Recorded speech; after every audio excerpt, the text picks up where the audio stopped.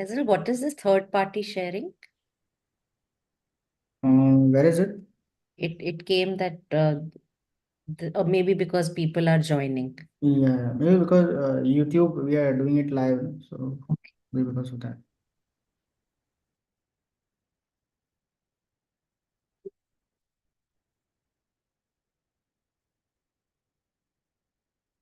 Okay, so we are about to start our today's webinar.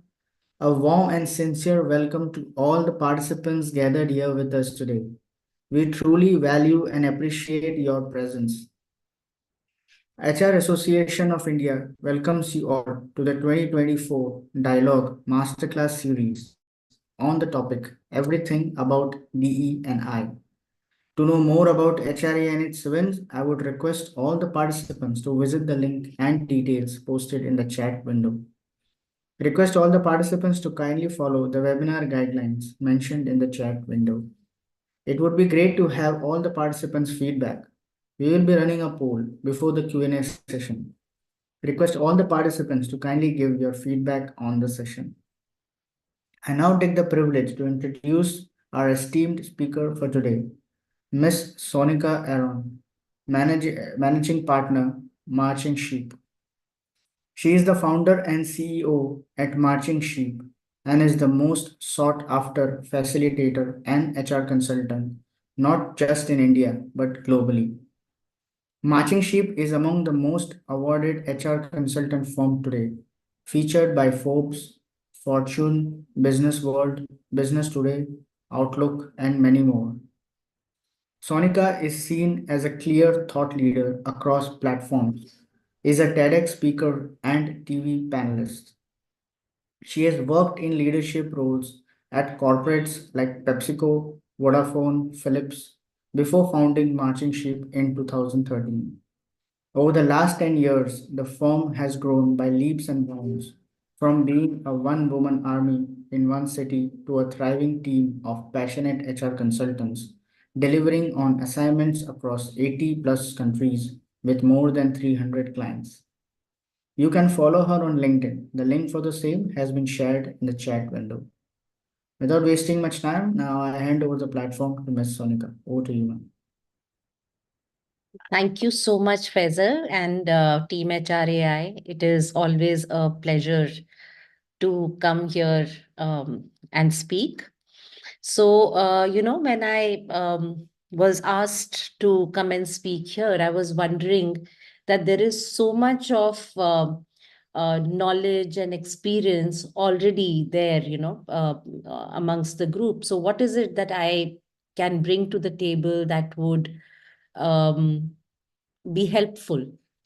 So then I thought that, over the last few years as a consultant and also prior to that in the corporate world, having dealt with a lot of leaders, having seen their impact, uh, whether desirable or not very desirable on the organization, on people, I thought let me share some of those learnings and those frameworks which have really helped me personally, the organizations that we consult with as well.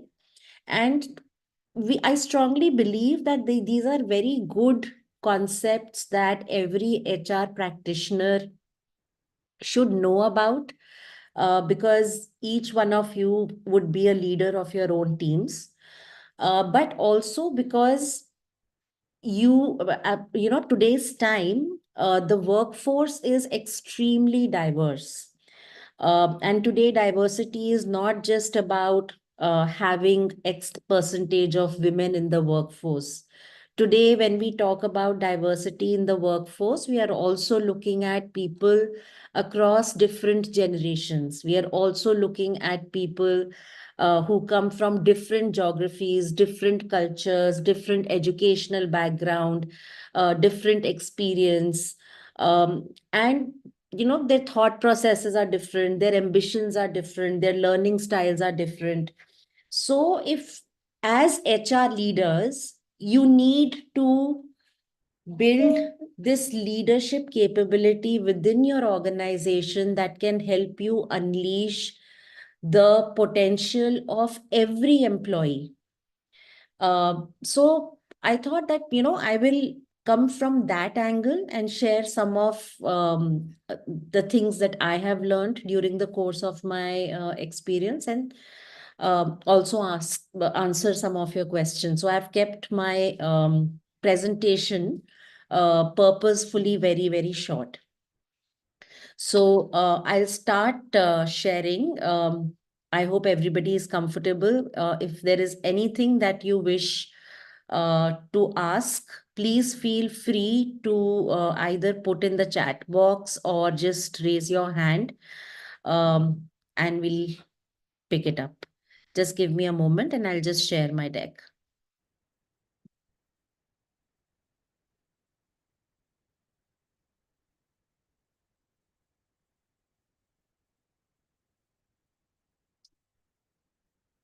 Visible to everyone? Yes, Sonika, we can able to see the PPT. All right, super.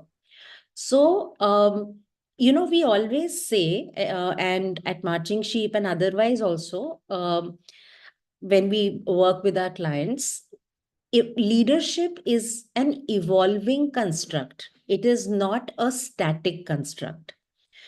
And the three pillars or three factors that uh, a leader needs to look at.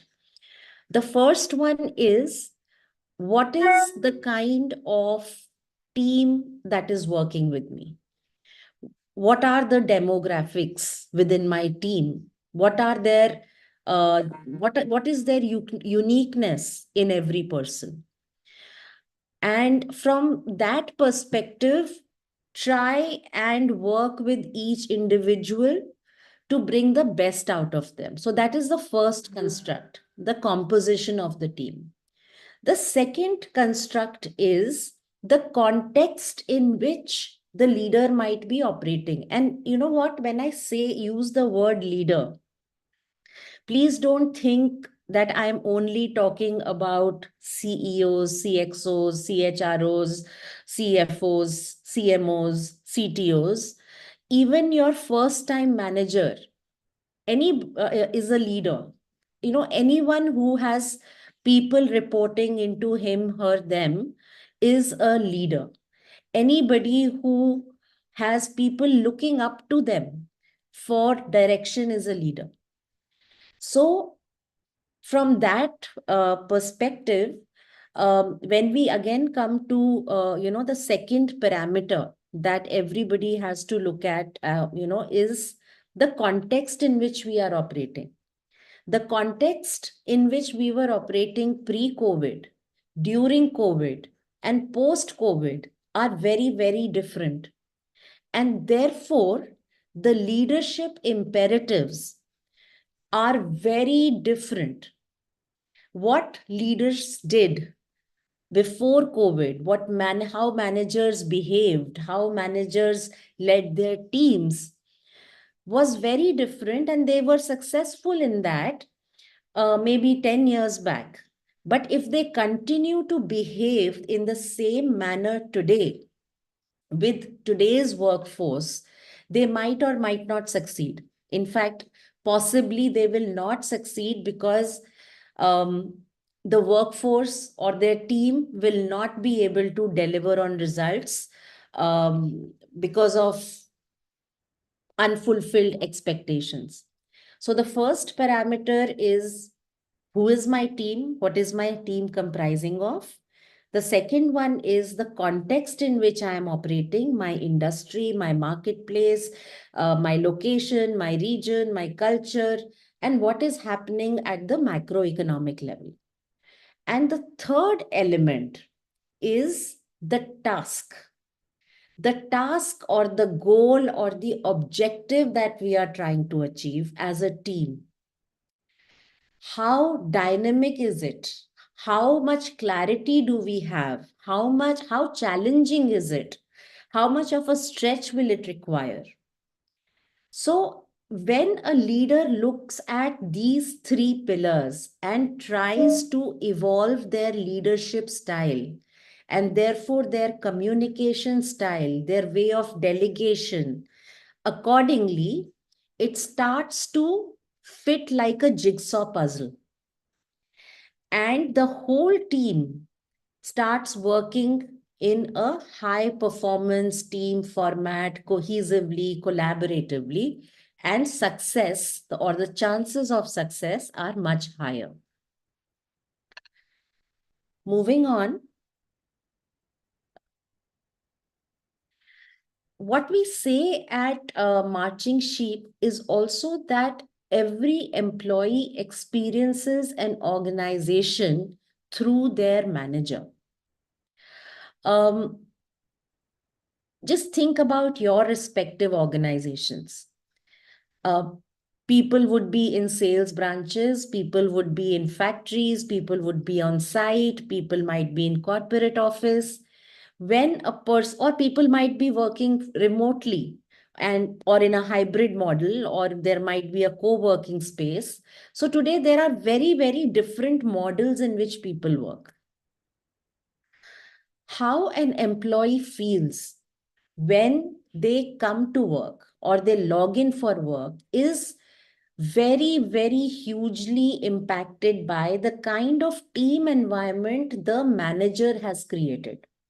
Whether, again, I will repeat, whether it's a first time manager, or it is a mid-level manager, or it is a top level CEO or a CXO.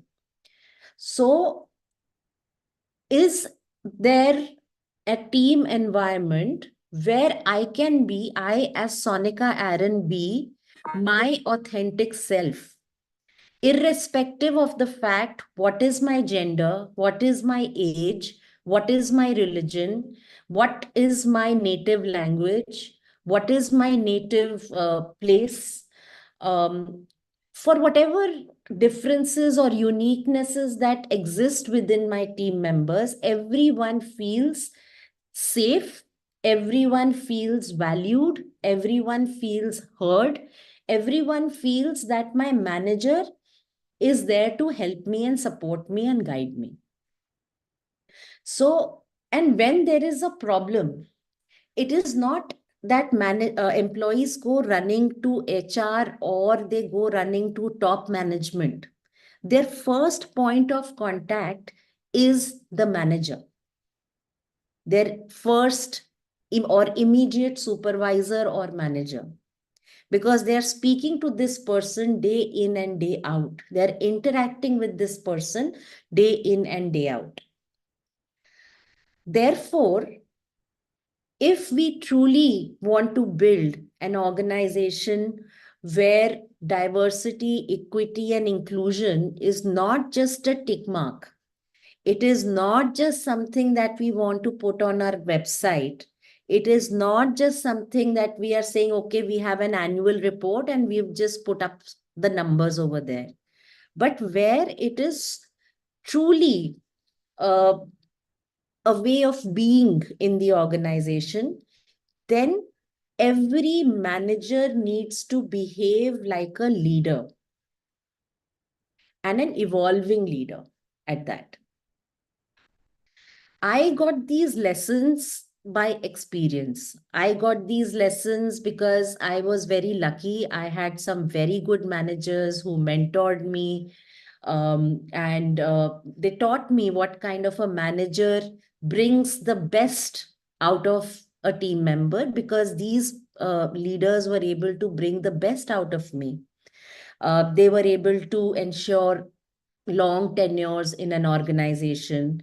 They were able to ensure that I stretched. They were able to ensure that I was willing to learn new things. Their behavior ensured that I was willing to take on challenges without any fear. Their behavior ensured that in team meetings, I could speak my mind without any fear. Then there were some leaders and managers which also taught me that what not to do, because they did not make me feel very comfortable. They did not make me feel that I was empowered. They did not make me feel that I could be my authentic self. I could speak my mind openly. Okay. There was always a feeling of fear while interacting with them. So I sometimes wish that, had this kind of an input been given to people as soon as they became managers the first time, how easy their growth trajectory in the organization or in their own careers would be, because no manager succeeds alone. Every manager succeeds because their team is fully aligned with them and with the goal.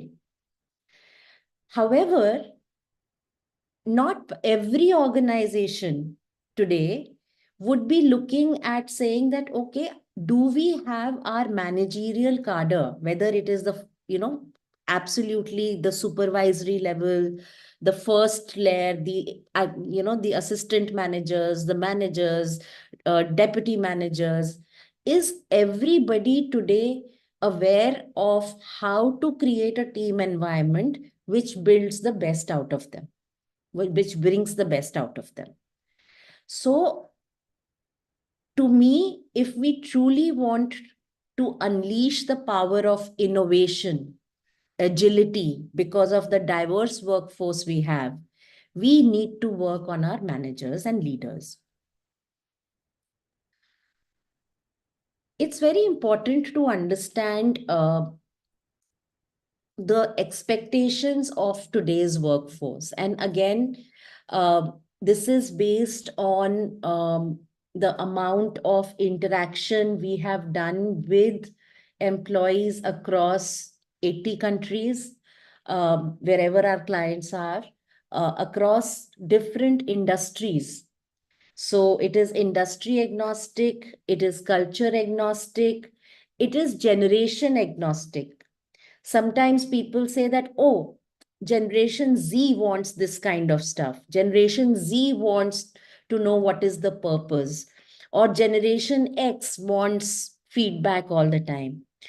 But we realized that these five cut across, irrespective of what is their generation, what is their gender, what is the culture that they come from, their ethnicity. So the first one was to feel a sense of belonging, that this is my home, this company is my home, and I will do whatever it takes to make this organization successful. And in order to feel that, they need to feel a sense of pride in the culture and what the organization does, the kind of work that the organization does, the kind of processes the organization has. How is the organization treating its employees? How is the organization doing external communication? What kind of CSR activities the organization is involved in?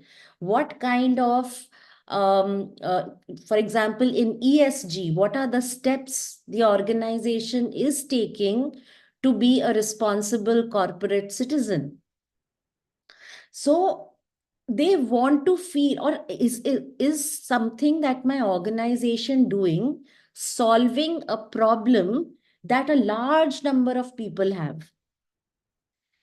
It doesn't matter how big the organization is anymore, whether it is an MNC or it's an Indian company, whether it is a startup or it is a large organization. Today, it is about feeling that connection and belonging. The second one is my day-to-day experience. When I come to office, and again, I am not talking about things that now we call as fun at work, or saying that we have state-of-the-art office, we have the best coffee vending machine, we have a lot of greenery. I'm not talking about that. I am talking about when I walk into office or I walk into a virtual meeting, am I met with smiles? Am I met with energy? If I am going to have a touch point or an engagement with another person in my organization, am I going to walk out energized and happy, or am I going to walk out saying, my God, I am so exhausted? Paka diya, right? The third one is health and well being. What used to be a given, insurance will be there in the benefits, whether the premium is a part of CTC or not, question would be there, whether parents will be covered or not, question will be there. But today people are going to the extent of asking, what is it that you provide in terms of the health benefits bouquet? What do you have to ensure emotional well-being? What do you have to ensure mental well-being? How do you ensure that toxicity does not impact me?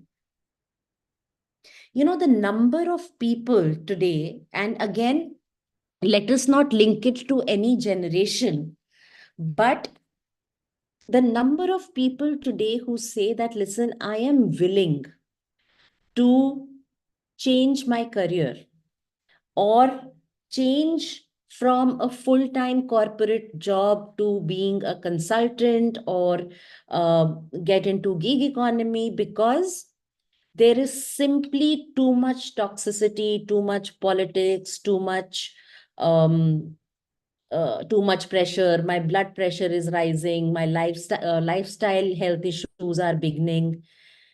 And it is strange that people have started articulating it. People have started putting it on the table and people have started asking the organizations to fix it because they want to continue to work. They enjoy their work. They enjoy the mental stimulation. They enjoy the creativity. What they don't enjoy is everything else that I spoke about. Then we come to the brand experience. How is the organization perceived outside? Again, I would say that it is not about how big or large the organization is. You know, when I started my career 20 years back, there used to be, these day zero, day one, they're there today also in MBA colleges. But it was always about which brands are coming. And people who got their offers from big brands used to be very, very gloaty about it. But today, the brand is not just the name of the organization. The brand is also about, like I said, how has this company come into being, right? Who are the founders? What is it that they are solving,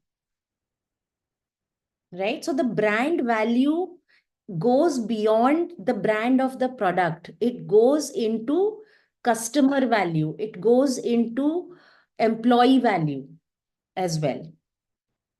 And the last thing, and I say this very often to a lot of people, we used to talk a lot about work-life balance. Work-life balance is getting replaced by work-life alignment. And you might say, अरे एक ही तो word change हुआ है. It is a huge difference.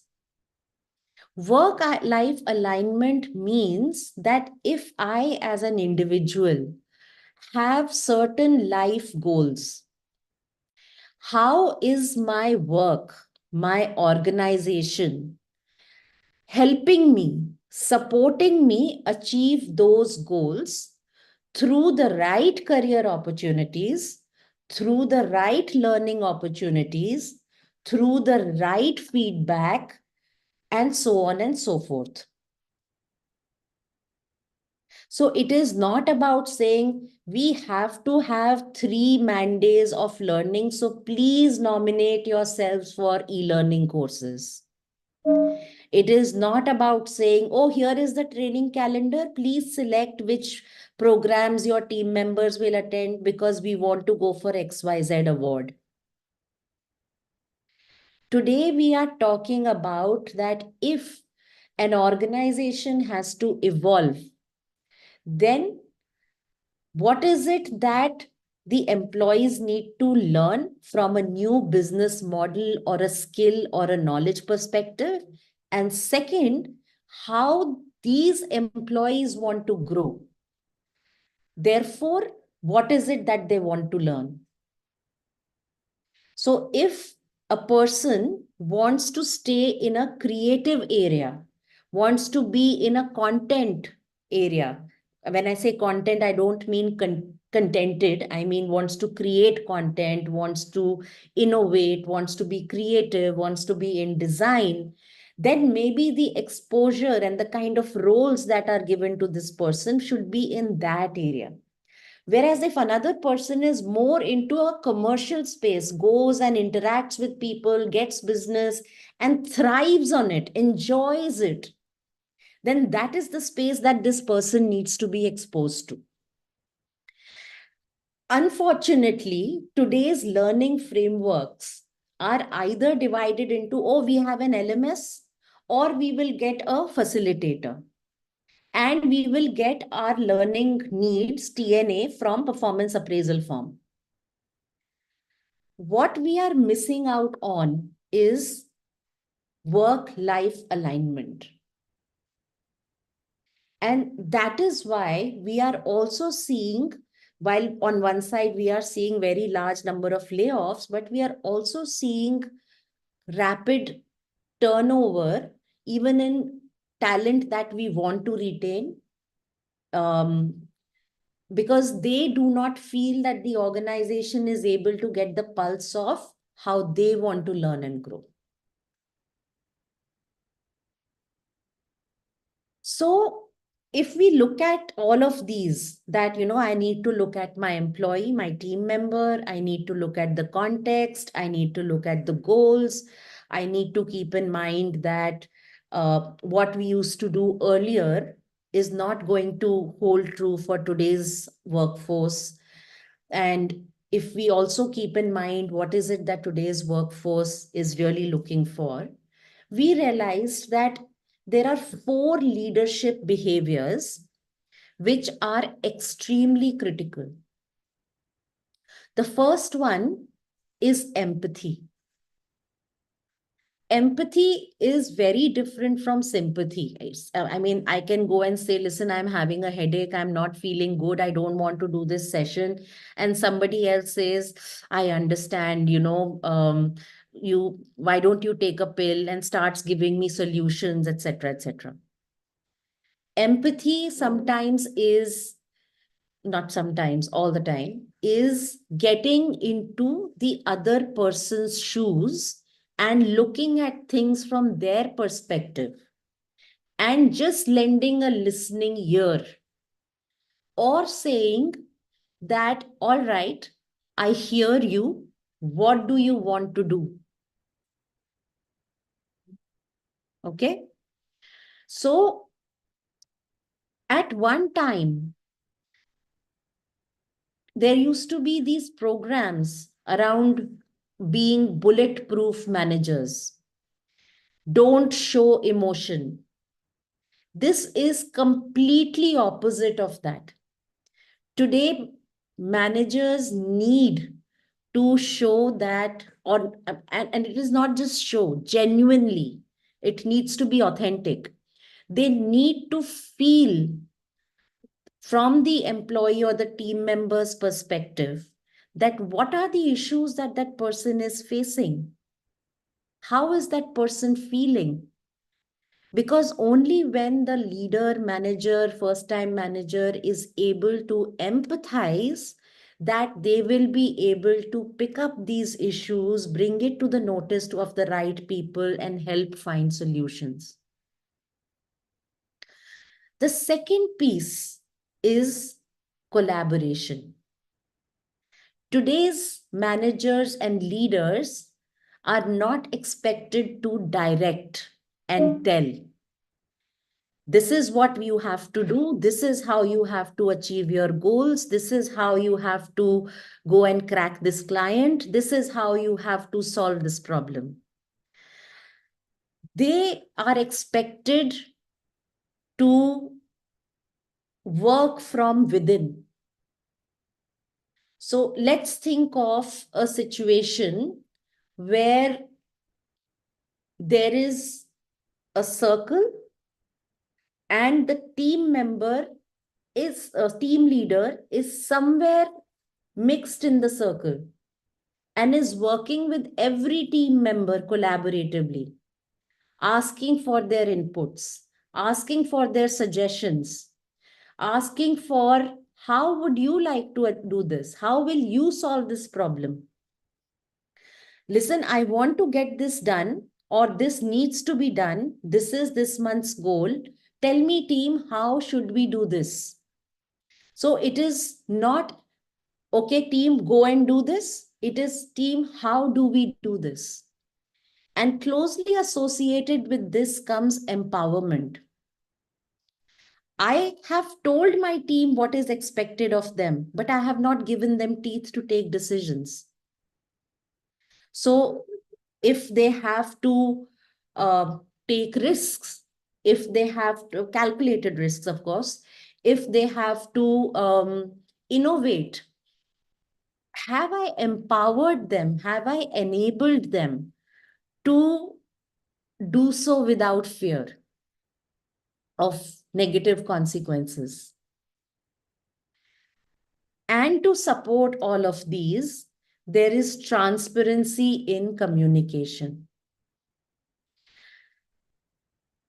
Transparency is not that we are talking all the time.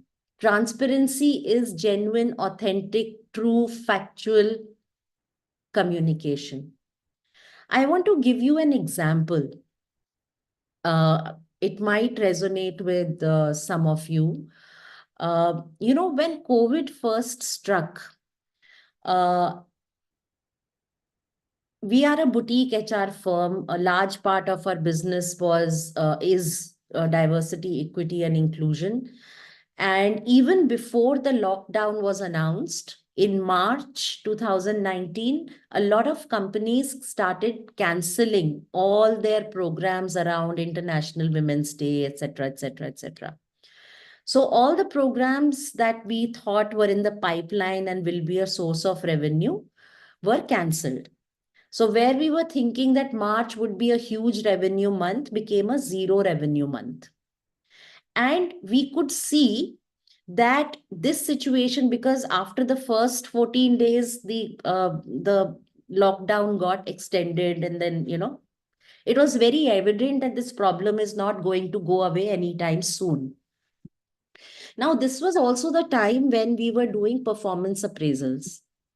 So I sent out a mail to my team saying that, folks, please fill up your self appraisal forms, and then let's fix time for feedback meetings.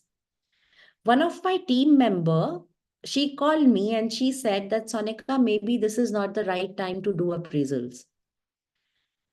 So I was a little taken aback, and I was like, my first instance, my first response, everyone, was to say, okay, if you don't want to do it, that collaborative side saying, if the team does not want to do it, let's not do it. Let me not force anything on them. But as I took a step back, I said, why is the team saying no? So that is where empathy kicks in. A big part of empathy is not just hearing and responding, but deeply listening, being curious that what are at the feeling level, what is happening with my team that they do not want to go through appraisals, which they should be looking forward to, COVID or no COVID. So then I called one or two of them, and I said, "What's up?"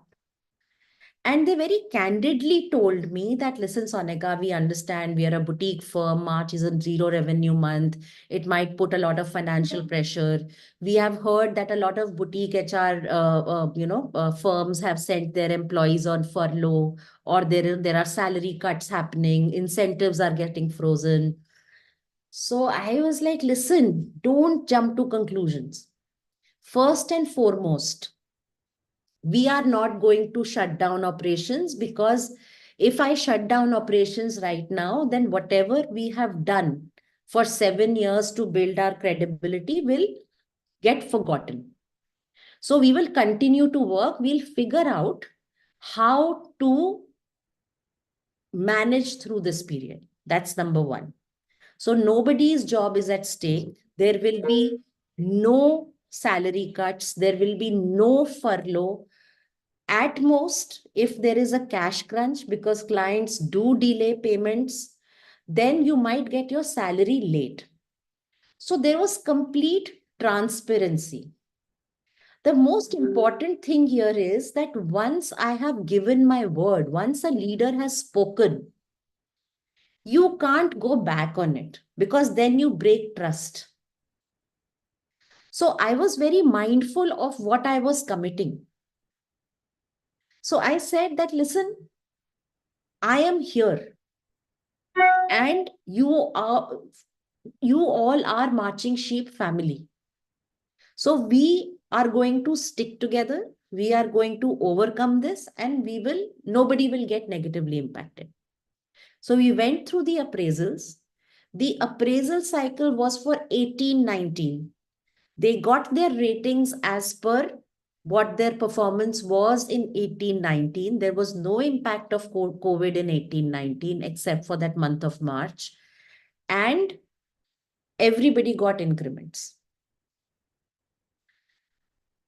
This entire thing, being empathetic, putting myself in their shoes, being able to hear, listen, collaborating, transparency, helped me keep the team cohesive in very difficult times. We then started collaborating on that if we cannot do in-person facilitated sessions anymore, then what do we do? What is it that clients need right now? And we empowered team members to go and try out new things. It's okay if we fail, doesn't matter, but try. It's fine, right? Empathy plus transparency leads to psychological safety, where everybody felt that, yes, we have to work very hard, because end of the day, it is when we make revenue that there will be cash flow, that we will get our salaries. So everybody understood that. So there was complete transparency in what I had promised them. There was complete transparency to the extent that month on month we would discuss what is our pipeline, how much are we going to make this month, when is the cash going to hit the account, and so on and so forth. And empathy was about making sure how were they feeling and ensuring that I addressed those feelings. Empathy is not weakness. A lot of people came up to me and said that, "Sonika, why? Why are you doing this?" Companies your size have actually reduced their manpower. And I said that, "Listen, this is the best time to do developmental work. When we have so many client obligations and deliverables, that is when it becomes very difficult for us to do research. It becomes very difficult for us to do panel discussions. It becomes very difficult for us to do or create new content because we are always busy. Why not leverage this time to do a lot of research and create new things, innovate, get to know our clients better?" So empathy is not a weakness. Empathy is a strength. because it helps us connect with people, our people, and it helps build accountability. Okay, trust is the bedrock. So what I want to show you here is the accountability ladder, right? Ensuring that the team, even during the tough times, remained above the dotted line. There was no victim behavior. They felt accountable for making Marching Sheep a success even during tough times. Now, even today, if you look at the industry, in the last 1 year, the number of layoffs that different companies have seen, the impact that everybody is either forecasting of technology on jobs, of AI and machine learning on jobs.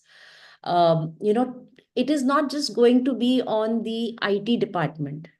It can be on any function. It can be on HR, it can be on finance, it can be on operations, it can be on just about legal, every function where there is a repetitive job, there is data handling job, there is, jobs that require a large number of steps to be done many, many times. Having said that, how do we ensure that despite all this flux, when there is a lot of uncertainty, how do we keep our team? How do your managers keep your team members accountable and not into the victim framework? The other day, I had spoken at a podcast about how to handle layoffs as individuals and as organizations. And somebody wrote to me saying that, because of AI, this person was completely in the victim behavior, uh, that, it is all AI's fault. And I was like, can we stop AI from coming? Could we stop COVID from coming? Some things are completely out of our circle of control. We cannot do anything about them.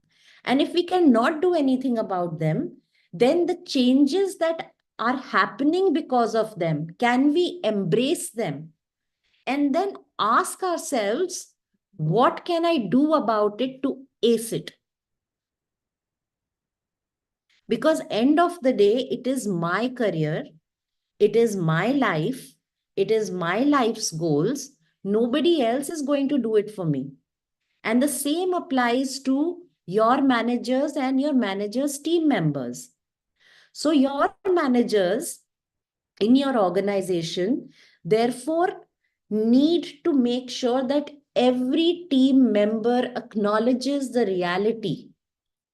If your organization is going to get impacted or is going to undergo change because of technology, then prepare your managers so that they are able to drive accountable behaviors in their team.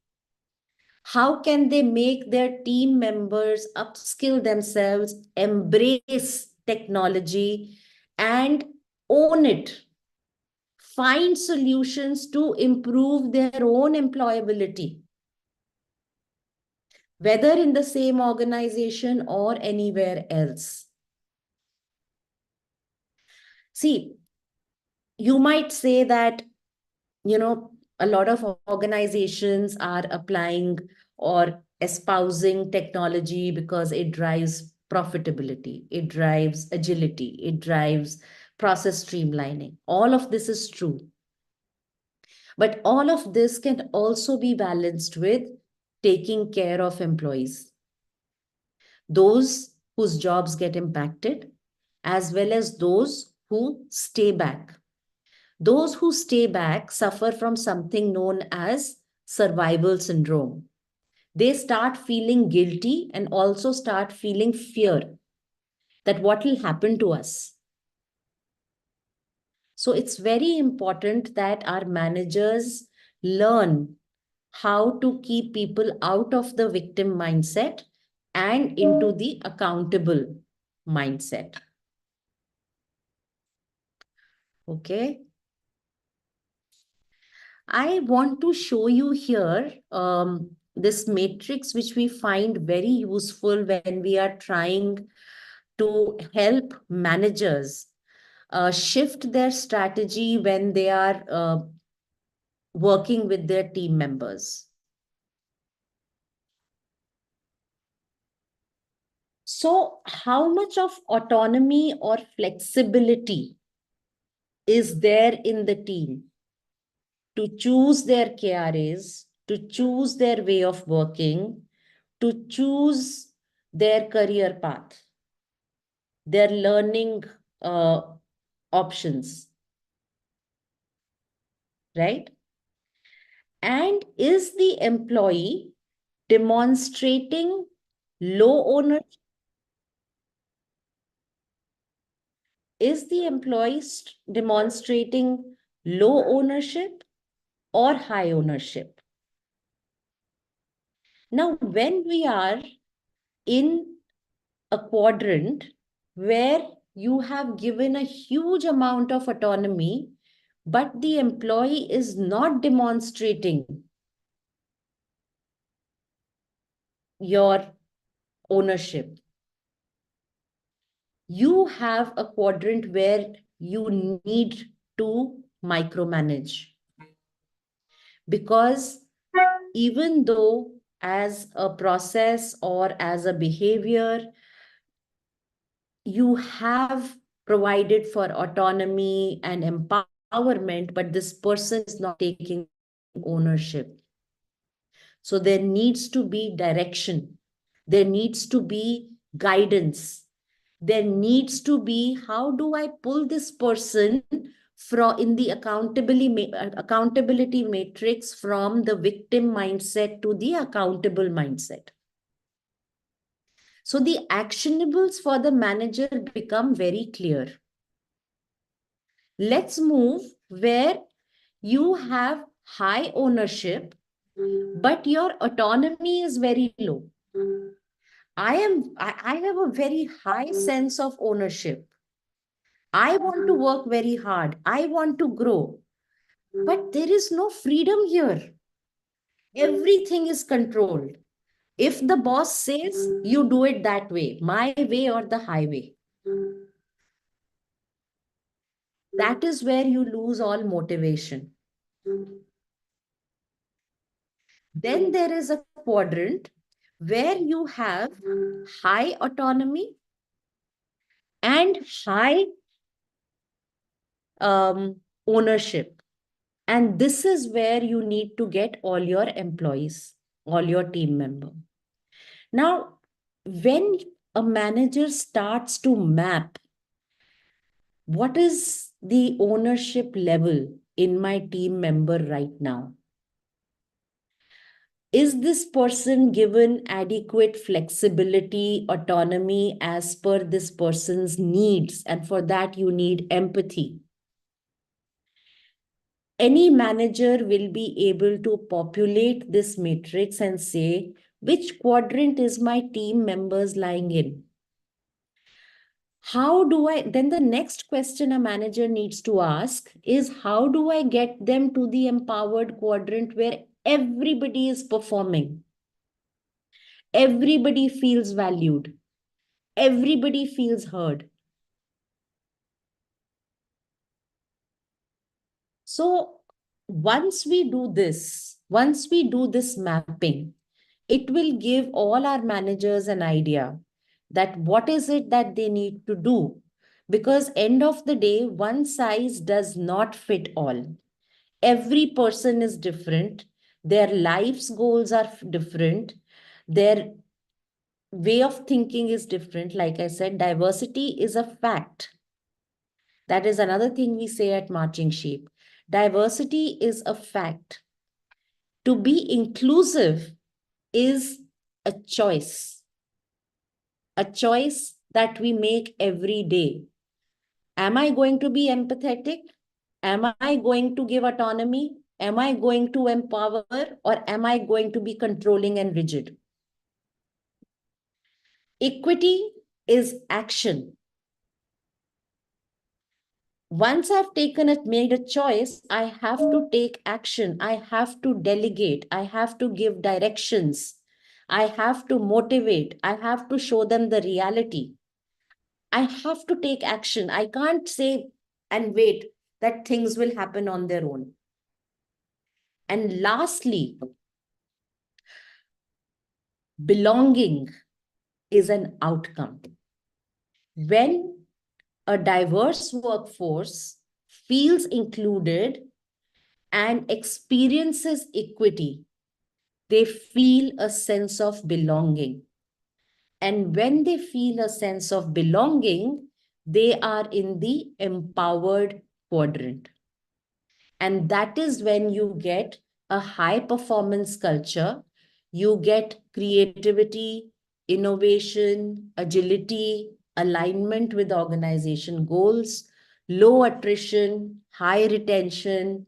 You get people who advocate for the company, they become the brand ambassadors of the company and say great things about the company. So that's it from me, everyone. Um, I think I am well within time. I have 10 minutes. If you have any questions, happy to take that.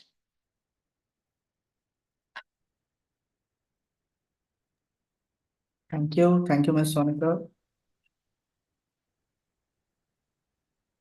So Yeah. prior to our Q&A session, we would like to kick off a poll and encourage all the participants to kindly provide their feedback.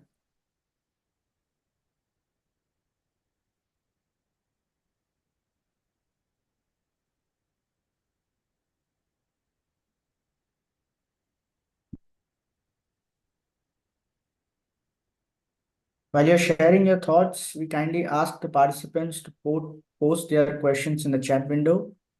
Thank you once again to all our participants for joining today's session. We have received numerous inquiries about the e-certificate offered by HRAI. To claim your certificate, please share your details, name, and session attended via email to the provided email address in the chat window.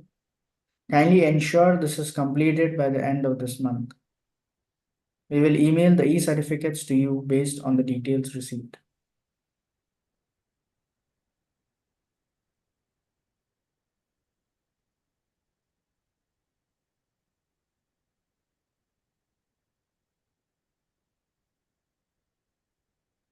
Faisal, Bhavya has a question. She would like to unmute herself. Sure. Before that, there is one question if you want to take, Sonia. Yeah. Yeah. How can organizations ensure that their policies and practices are inclusive? Yes. So, Nisha. So, Nisha, when we look at policies and practices, it is best that we have one set of policies and practices that majority of people in the organization, including people with different cognitive abilities, different physical abilities, different sexual orientations, gender identity, can leverage. So when we are designing inclusive policies, one needs to, first of all, use the OD way, where we take our employees into confidence and we take inputs from them. We use concepts of design thinking, the 5 stages of design thinking, which is iterative. And lastly, we use the concept of universal design. When we do this, then it starts to any policy. Let's say you have a leave policy. Is leave policy inclusive enough or addresses the leave requirements that people might have, let's say from different religions, different life stages, different um, medical needs, and so on and so forth. So I would say that sometimes, for example, in one organization, we were talking about how we don't want to have something known as a separate period leave, but what about introducing something known as wellness leaves? And irrespective of what gender you are, you can take those wellness leaves without having to show a medical certificate. Now, whether it is because you want, um, it's because of a mental illness, or it is because of an emotional trauma, or it is because of menopause. Even men go through andropause where the symptoms are similar. So that is where this concept of universal design comes in. Uh, Nisha, have I addressed your question? Is it satisfactory? All right. Yes, Bhavya, go ahead.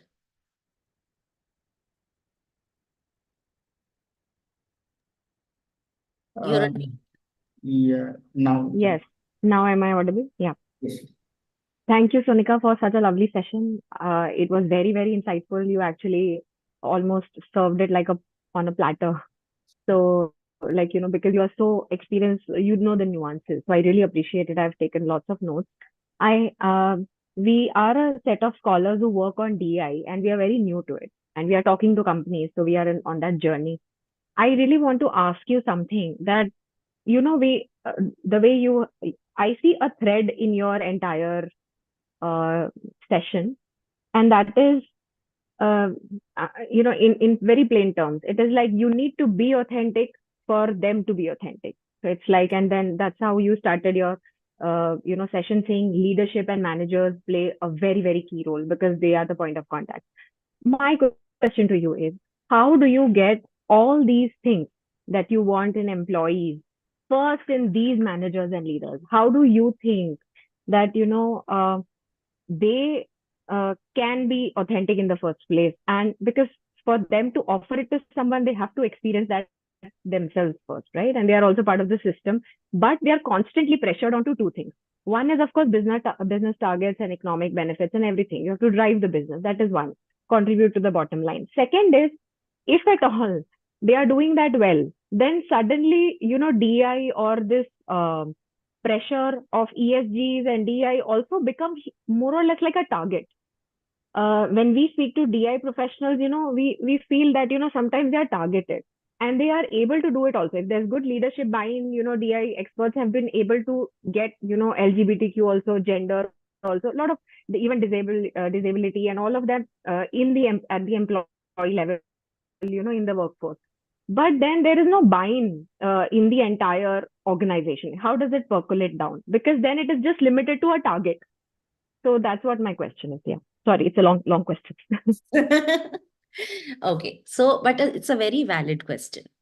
So, we have our own proprietary process, and what we say is that your numbers will happen provided you work on an enabling environment, right? So, don't go for the numbers first. Because if you, let's say, go ahead and hire people from the LGBTQ community, or you hire people from people with disabilities, see, they have already gone through a lot of trauma.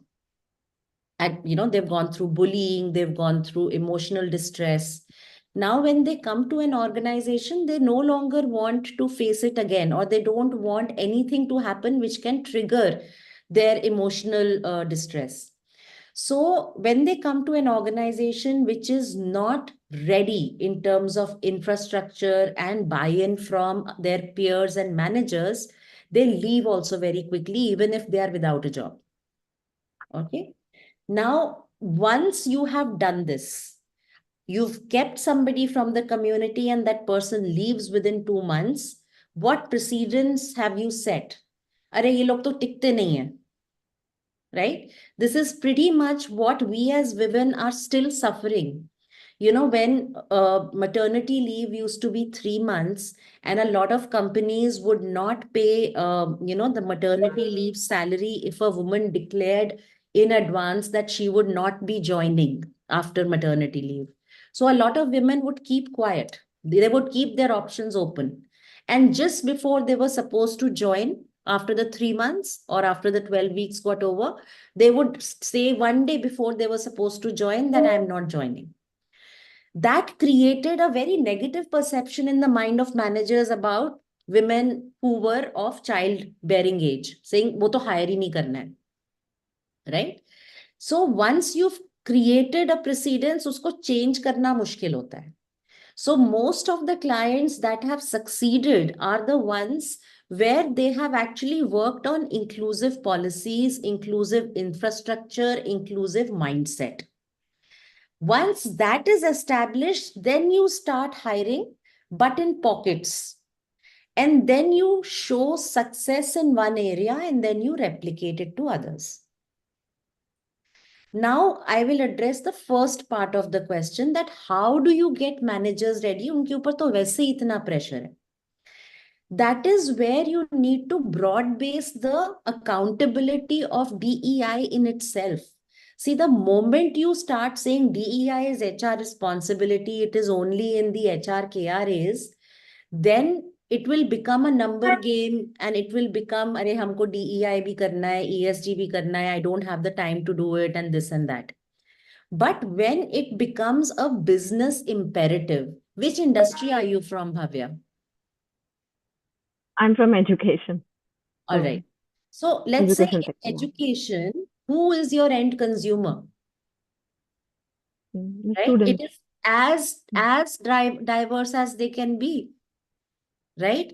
And today's student community is so connected, right? Now, if you have to cater to their needs, your faculty, your staff, everyone has to be diverse so that they are able to connect with this crowd. Absolutely. It is very simple, common business sense. I don't even need to show you McKinsey data or Catalyst data or Deloitte data. Right? But then it has to come from your dean, it has to come from the admin block, it has to come from your academic coordinators, it has to go into everyone. What are the appropriate behaviors? A professor cannot call a student after 8 o'clock for discussing notes and stuff like that. All of these things then have to be imbibed by everyone.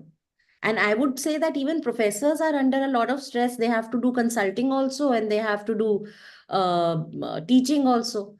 So we did a similar thing for another. I don't know which one are you from, but we did right now for an IIM. So but very, very similar. Yeah. Okay. Yeah. Thank you. Thank you. Most welcome. All right. Mm, Puneet. Puneet is next, right? Yeah. Yes. What complementary strategies can organizations employ to create lasting behavioral change and promote a virus-free environment? Okay. So, Puneet, and think of a human body. Okay. If I have pain in my arm, so let's say I have a cervical problem and a nerve in the back of my neck is getting pressed. I will have a headache. I will have radiating pain in my arm also, and I will have a shoulder spasm as well. Okay.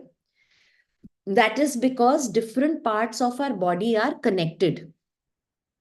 It is not that my arm is working in isolation with my neck, or my neck is working in isolation with my leg, or my brain is working in isolation with my lungs.